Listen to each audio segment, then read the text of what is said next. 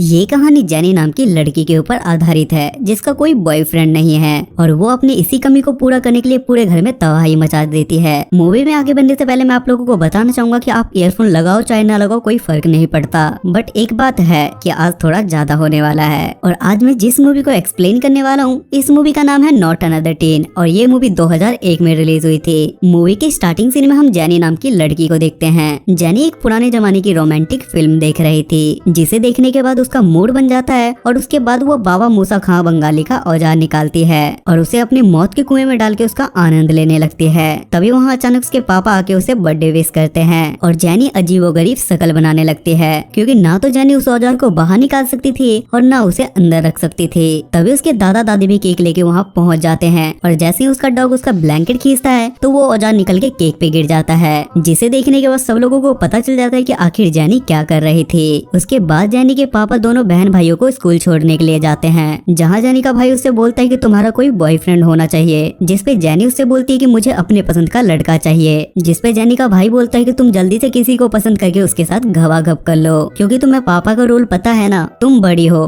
पहले तुम किसी के साथ घबाघब करोगे उसके बाद मुझे पलंग तोड़ने का मौका मिलेगा। उसके बाद उसके पापा दोनों भाई बहन को स्कूल छोड़ के वहाँ से चले जाते हैं। तभी वहाँ जैक नाम का लड़का था और वो दिखने में काफी स्मार्ट था और सारी लड़कियां उस पर जान लुटाती थी। थोड़ी देर में जेनी के पास रिकी नाम का लड़का आता है जो जेनी को बर्थडे गिफ्ट देता है और उसे इनडायरेक्टली बोलता है कि मैं तुमसे प्यार करता हूँ और मुझे तुम्हारी लेनी है, लेकिन जेनी उसे इग्नोर करके आगे बढ़ जाती है। इधर जेनी का भाई अपने दोस्तों से बोलता है कि बस अब बहुत हुआ और अब मुझे किसी लड़की के साथ घबाघब करना है। तभी वो सामने एमेंडा नाम की लड़की को देखता है जो उसे अपने लिए परफेक्ट लगती है। इधर जैक अपने दोस्तों के साथ एंजॉय कर रहा था। तभी वहाँ कैथरीन आती है जो उसकी बहन थी और वो वहाँ आके उसके साथ नैन मटक्का करने लगती है, पर जैक किसी तरह अपनी इज्जत बचाता है। जैक की ऑलरेडी प्रिस्ला नाम की एक गर्लफ्रेंड थी जो उसे किसी इम्पोर्टेंट काम से बाहर बुलाती है। बाहर जाने पे प्रिस्ला जैक से बोलती है कि मैं तुमसे ब्रेकअप कर रही हूँ क्योंकि मुझे तुमसे भी अच्छा कोई और मिल गया है, जिस पे जैक काफी ज्यादा कंफ्यूज हो जाता है कि प्रिस्ला मेरे जैसे स्मार्ट बॉय को कैसे छोड़ सकती है। इधर जेनी क्लासरूम में ड्राइंग कर रही थी लेकिन ड्राइंग में बार बार गलती होने की वजह से वो ड्राइंग की माँ बहन एक करने लगती है। बाहर जैक अपने फ्रेंड के साथ प्रिस्ला को किसी और लड़के के साथ देखता है, जहाँ जैक का दोस्त उससे बोलता है कि प्रिस्ला काफी सुंदर है और इस बार भी प्रोम क्वीन वही बनेगी, पर जैक उससे बोलता है कि ऐसा कुछ भी नहीं है, ये सब कुछ मेकअप का कमाल है जिससे कोई भी लड़की सुंदर बन सकती है। जिस पे जैक का दोस्त उसे शर्त लगाता है कि अगर उसने क्लास की सबसे चंपू लड़की को प्रोम क्वीन बना दिया तो वो शर्त जीत जाएगा। तभी वहाँ सामने से जेनी जा रही थी और जैक का दोस्त जेनी का ही नाम ले लेता है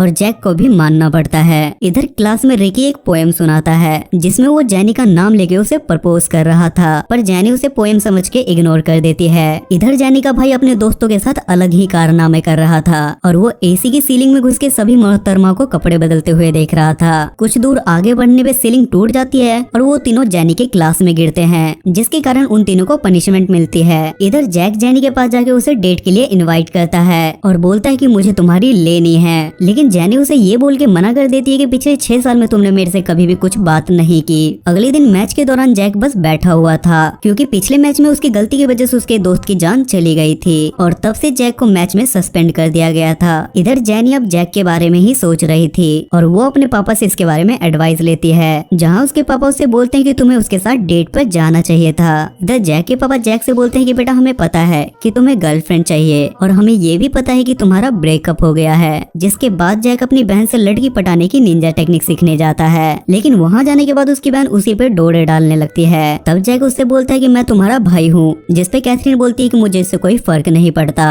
अगले दिन जेनी के भाई को कुछ लोग कपड़ों की तरह धो रहे थे, तभी जैक वहाँ आके उसे बचाता है, पर जेनी का भाई उसे ही मारता है। जिसके बाद जैक उसकी अच्छे से सफाई करता है, जिसे जेनी भी देख लेती है। पार्क में जैक जेनी के लिए गाना गा के उसे इम्प्रेस करने की कोशिश करता है, लेकिन उसके गाने की लिरिक्स के हिसाब से ऐसा लगता है कि जैसे जेनी के पास कोई गन है और जैक सब लोगों को वार्निंग दे रहा है, जिसके कारण पुलिस जेनी को पकड़ लेती है। पर बाद में जेनी छूट जाती है और सीधा जैक के घर जाती है और वो जैक से बोलती है कि मेरा पीछा करना छोड़ दो, जिस पे जैक उसे अपना काला नाक दिखाता है, पर जेनी उसके काले नाक को इग्नोर करके वहाँ से चली जाती है। उसके बाद जैक अपनी बहन कैथरीन के साथ जेनी को पार्टी में ले जाने के लिए उसके घर आता है, जहाँ कैथरीन जेनी को तैयार करती है। उसके बाद जेनी को देख के सब लोग सोच में पड़ जाते हैं क्योंकि जेनी बहुत ज्यादा सुंदर लग रही थी। पार्टी में जाने के दौरान सब लोग जेनी को ही देख रहे थे क्योंकि आज जेनी बहुत ज्यादा सुंदर लग रही थी। थोड़ी देर में जेनी ड्रिंक करने के बाद वहाँ पे तबाही मचाने लगती है और जैक की एक्स जीएफ वहाँ वहाँ की जेनी की झंड कर देती है। रात में जैक जेनी के घर जाता है और वो दोनों अपने अपने परिवार की बातें करने लगते हैं। बातों ही बातों में वो दोनों चुम्मा चाटी करने वाले थे, लेकिन किस करने से पहले वो दोनों अनकंफर्टेबल हो जाते हैं। जैक अब सच में जेनी को लाइक करने लगा था और वो वहाँ से चला जाता है। अगले दिन स्कूल में प्रिस्ला जेनी की झंड करने लगती है, पर अब जेनी को घंटा कोई फर्क नहीं पड़ता। उसके बाद जैक का दोस्त उसे शर्त के बारे में याद दिलाता है और जैक जेनी से फुटबॉल मैच में आने के लिए बोलता है, जिस पे जेनी भी उसकी बात मान जाती है। अगले दिन मैच हो रहा था, लेकिन जैक साइड में शांत बैठा हुआ था क्योंकि वो सस्पेंडेड था। तभी जैक की टीम हारने लगती है। उनके कुछ प्लेयर्स को चोट भी लग जाती है, जिसके कारण जैक को खेलने के लिए भेजना पड़ता है। लेकिन जैक भी वहाँ जाके कुछ उखाड़ नहीं पाता और वो लोग मैच हार जाते हैं। मैच के बाद जैक उदास हो जाता है, पर जेनी उसे सलाह देती है कि आखिर तुमने कोशिश तो की, जीत हार तो बस चलता रहता है। तभी वहाँ जैक का दोस्त वहाँ आके उससे बोलता है कि हम आज मैच तुम्हारी वजह से हारे हैं और मैं जेनी को सब कुछ सच बता दूंगा। और वो जेनी के कान में कहता है, निकाली। पर उससे पहले जैक अपने मुंह से उसे सब कुछ सच बता देता है कि वो जेनी की तरफ अट्रैक्ट बस शर्त की वजह से हो रहा था, जिससे जेनी गुस्सा होकर वहाँ से चली जाती है। तब उसका दोस्त उसे बोलता है कि मैंने उसके कान में उसे कुछ भी नहीं कहा। इसका मतलब साफ ये था कि जैक ने जानबूझ के अपने पैर में कुल्हाड़ी मार ली। उसके बाद दोनों एक दूसरे से नहीं मिलते और दोनों एक दूसरे के बिना तड़पने लगते हैं। फिर प्रोम क्वीन वाले नाइट जेनी का भाई उसे अपने साथ लेके आता है और वहाँ जैक भी अपनी बहन कैथरीन के साथ आता है। इधर जेनी का भाई किसी तरह अपनी हिम्मत बढ़ा के एमेंडा को अपना लव लेटर दे देता है, जिसमें उसने लिखा था कि अगर मैंने तुम्हारी नहीं ली तो मैं मर जाऊंगा।